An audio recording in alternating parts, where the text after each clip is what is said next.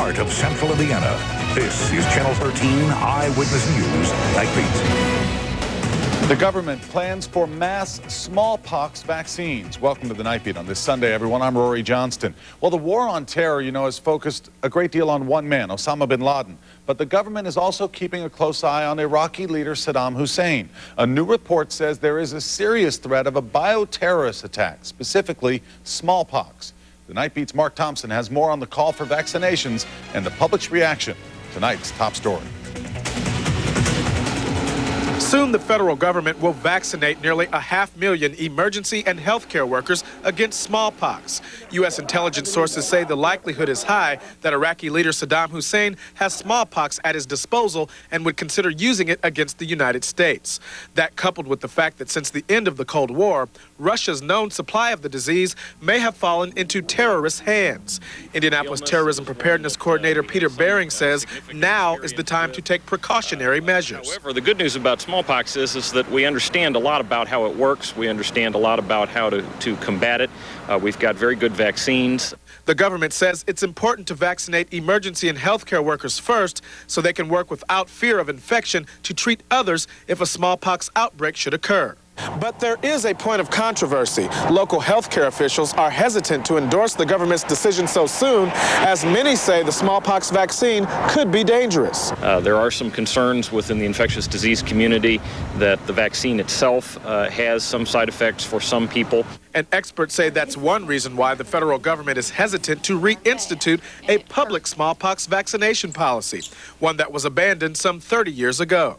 I think if it's a volunteer basis that people don't have to have it, but they have the option of having it, I think that would be a good thing. Smallpox was declared eradicated around the world in 1980. But now that it could be used as a weapon in the hands of terrorists, experts say vaccinations are indeed necessary despite the potential risks.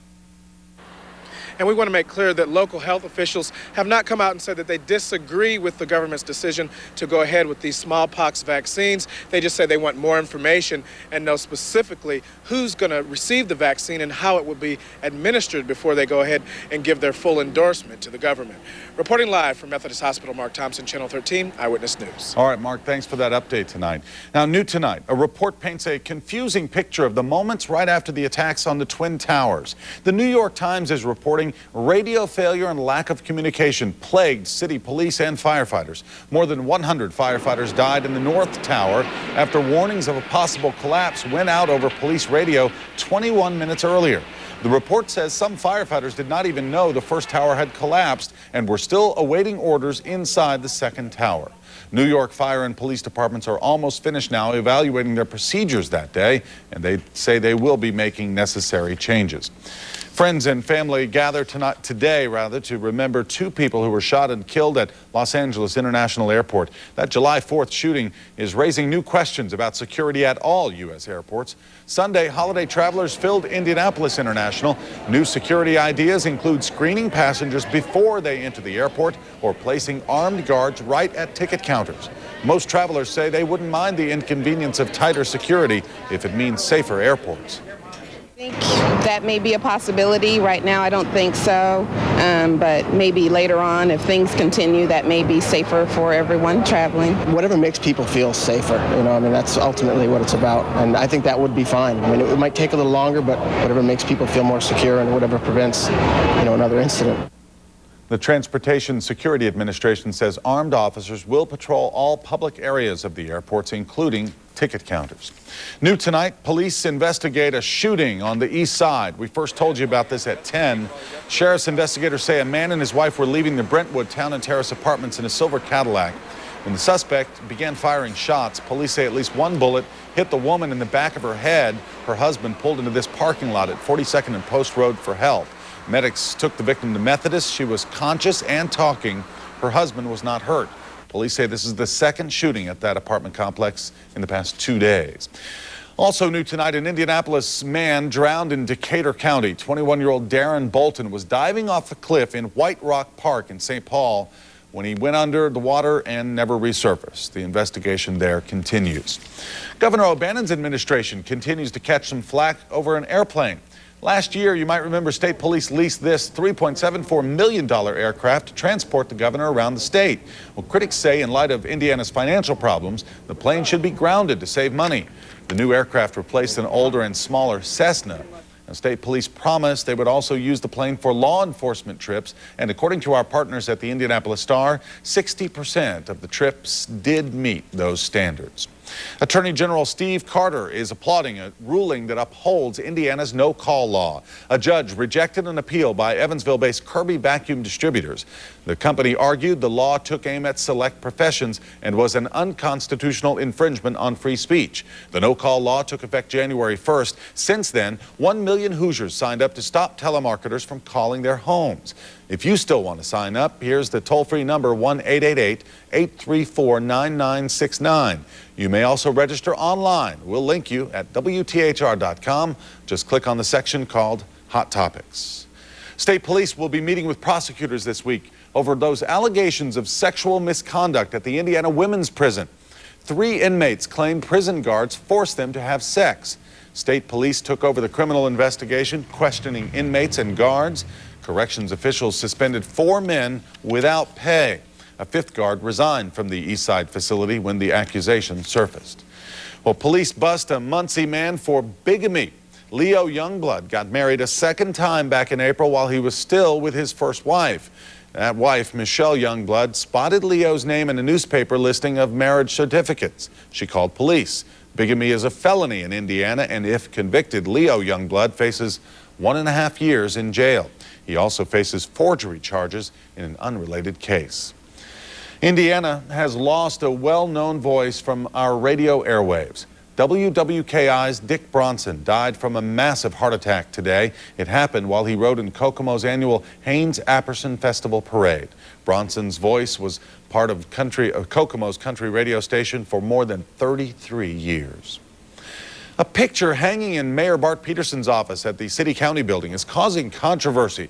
Local painter Becky Hall Fessenfeld's work shows children playing and blowing bubbles. But some say the picture is gloomy, even scary. And after several complaints, officials replaced it with another one of Fessenfeld's work. Well, you can read more about how she feels about the art shuffle in tomorrow's Star, or just log on to IndyStar.com. 3 days of music on 3 different stages downtown, featuring dozens of bands from across the country and right here in Indianapolis. That's what Indy Summer Stages was all about. One of the headliners tonight, the popular group Sugar Ray. A mass of music fans turned out each day since Friday for this first ever event. The weather cooperated, and those who attended give the festival a big thumbs up. And organizers agree they hope to make this a summer tradition. The past 3 days have been awesome. I mean, this is the first time that we've done an event like this downtown with this many acts on 3 stages. Everybody seems to be having a great time. It's really going on without really any incidents at all, so it's been really nice. People seem to come and go and, just kind of check out different genres of music. And other performers this weekend included Los Lobos, Blondie, and the Mud Kids. New at 11 on Eyewitness News Nightlies. Well, this man gives new meaning to the words winning streak. See why he caused a pause in play at Wimbledon. And a live look at SkyTrack Doppler 9000 radar, a quiet pattern, a very dry pattern, but some changes on the way. Take a look at your 5-day forecast coming up. And they can run, but they can't hide from the Bulls. Coming up, fast speeds in Spain, and American caught in the middle. These stories and more still ahead on Eyewitness News Nightbeat. At Channel 13 Eyewitness News, we know that health issues are important to you and your family. That's why we've teamed up with Wishard Health Services to bring you the Wishard Channel 13 Health Fairs. Watch Eyewitness News for information on a variety of health topics presented in cooperation with Wishard Health Services. And visit WTHR.com for more information on health topics and fair dates. Channel 13 and Wishard Health Services together, working to help make Central Indiana a better place to live. Guess who has some new kids' meals? Bob Evans! One is filled with chicken and gooey cheese. Chicken quesadillas! One of 11 great favorites, starting at just $1.99. Anything that they make is good. And the new Reese's I'm Smiling Sundae. There's frozen fudge.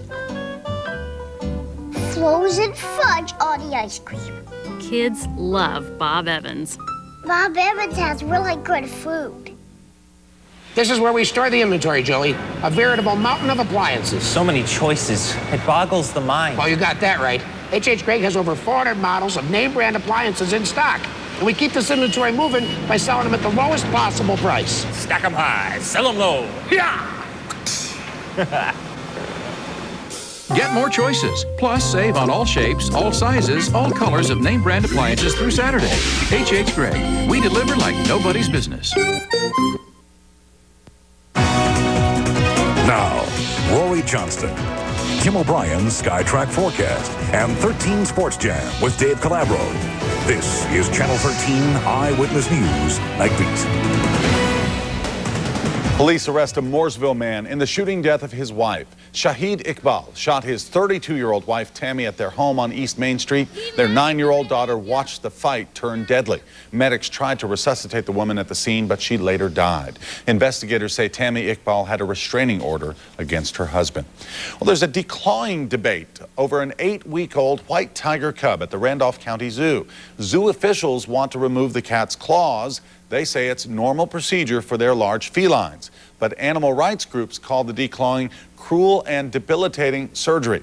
Activists also want the zoo to destroy its facilities that they use to declaw the animals.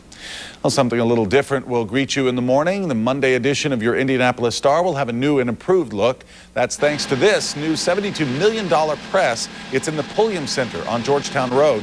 Tonight, the paper converts all of its printing to here. The press will help the paper increase quality, color, speed, and reduce paper wrinkles. Workers trained on this computerized system for almost a year, all getting ready for tonight's big switch. Much higher quality paper. These presses run a lot faster. That should help us with being able to deliver more timely news to our readers in the morning. And the Star's readership has grown substantially in the past 2 years. The new press will be able to print 75,000 papers every hour. Hard to believe, but it was 1 year ago tomorrow a piece of Hoosier history came crashing down.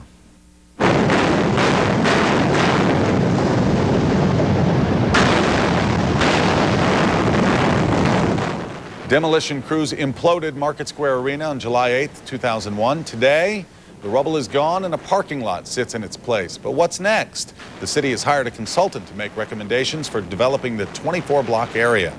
One idea that Mayor Peterson likes to help improve the development is getting rid of the interstate ramp on East Market Street. Tomorrow will be a scorcher, and SkyTrack 13 meteorologist Jim O'Brien is back with a look at the work week forecast. And also, the governor of Texas takes to the skies to survey severe flooding and the damage left behind. We'll have an update for you next.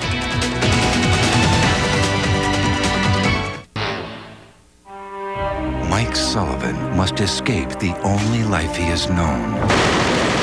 For his son. You saw everything? They're gonna come after us. Get down! For his soul. I'd like you to turn a blind eye to what I have to do. Road to Perdition is the best crime drama since The Godfather. Tom Hanks, Paul Newman, Jude Law, from the director of American Beauty. Road to Perdition, rated R, starts this Friday.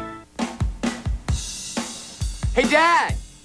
Can I borrow the car tonight? The Teenage Driver Safety and Education Program from Indiana Farm Bureau Insurance encourages teenagers to drive responsibly by awarding them a $1,000 savings bond for 3 years of safe driving. Because when your teenager asks to borrow the car, wouldn't it be nice if all you needed to say was, "Hey,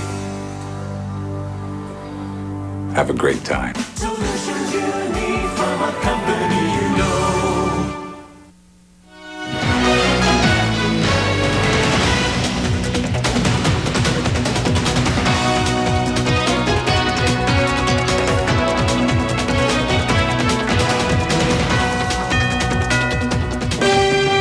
Jim O'Brien's SkyTrack Forecast bears the seal of approval from the American Meteorological Society. Just in time for the work week, a little bit of humidity will return. Looks like it. Maybe some rain, but we really need it. Yeah, we're going to get the rain in, it looks like, on Tuesday. Pretty good chance that everything seems to be coming together for us on that, and that is certainly good news. We could use the rain. Obviously, we haven't had any rain for the month of July. In fact, we haven't had any rain in the past 11 days here in central Indiana. Now, one place that they don't need the rain is down to the south of us. In fact, the governor of Texas flew over the state today surveying the damage. Parts of the state remain underwater. This is an area called New Braunfels. Flooded waters are receding there, but revealing at least the full extent of the damage. Unfortunately, hundreds of homeowners still cannot return to their homes at this time. Boy, you hate to see that. Of course, they had rainfall totals of 1 foot to 1.5 feet over a period of 6 to 7 days. Take a live look at SkyTrack Doppler 9000 radar. We are bone dry at this time. We will continue with that, it looks like, for the overnight hours and even for tomorrow. Pretty good chance of showers coming in, though. We'll show you that with our future track models. Now, highs for today managed to get up into the upper 80s and lower 90s, a smattering of 90s from 90 in Indianapolis to 90 in Lafayette, 90 in Terre Haute, 91 degrees in Evansville. Cool spot, 84 degrees in Gary, 87 in Muncie, and 86 degrees in Richmond. Take a look at our official high for today, and temperatures topped out at 90 out at the airport for morning low of 67. Our normals are 85 and 65. And pretty much, let's see, the past 7 days, 8 days now that we have been running above normal for this time of the year. Let's take a look at our temperatures outside right now. Under a partly cloudy sky, 77 degrees, a south wind. That south wind making the difference now at 3 miles per hour. That south wind will start bringing in the humidity, it looks like, for tomorrow, and the heat as well. Temperatures in the lower 90s by tomorrow afternoon. UV index running into the high category as well with hazy sunshine. All right, here we go now. Early tomorrow morning, we'll start out with clear skies. I think we'll see some of that haziness back into the forecast. Should stay dry for tomorrow, but here comes the front now, and this front will start bumping into some very warm, moist, unstable air as we get into Tuesday afternoon. So a pretty good chance of showers and storms. Basically statewide. They'll basically run along this front as a line of showers and storms, so everybody will have a pretty good chance of getting some showers and storms in the forecast. The jet stream for tomorrow, ridge well to the north of us. That means the heat really building in, but take a look by Friday. Start seeing a nice trough building in with the jet stream, some cooler air, temperatures into the lower 80s. All right, here's your forecast now for the overnight, mainly clear and warm. Temperatures right around 68 degrees, 94 tomorrow, and your 5-day forecast. Showers and storms on Tuesday and also on Friday, but cushioned in between. Temperatures right around into the lower 80s, lower humidity. Be nice to get a decent amount of rainfall. I can tell you the computer models right now, Rory, pumping out anywhere from about 1/2 inch to about 1/4 inch of rainfall. So that'll be certainly good news for everyone. You know, every year about this time, we show you scenes from a popular event overseas. Right. Every year we do the same thing. We scratch our heads and say, why would you do that? Yeah. Take a look, folks. Why would anyone want to do this? Yes, the annual Running of the Bulls in Pamplona, Spain. And yes, once again this year, a handful of runners were hurt after the Bulls, some of them 1,000 pounds in weight, ran them over or worse, gored them like these folks right there.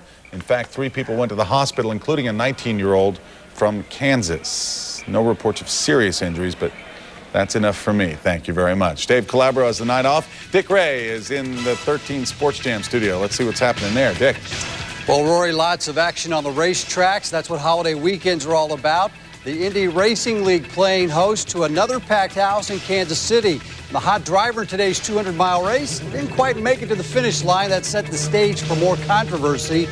We'll have some reaction. Why is Tamika catching to the fever all smiles tonight? We'll tell you about an important date coming up in her immediate future. And some remembrances of baseball great Ted Williams from those who encountered the splendid Splinter.